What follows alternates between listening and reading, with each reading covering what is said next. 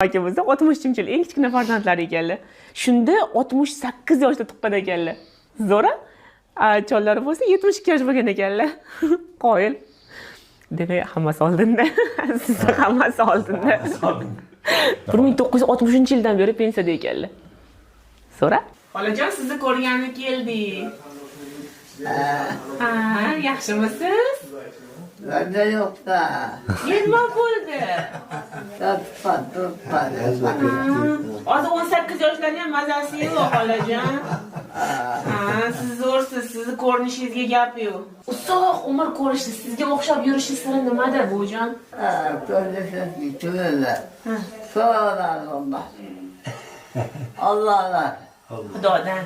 Gözleşen Allah'ı ömrü yaşarken ömür diyor, rızkımız hem de yakınlara, Türkiye'lere yar.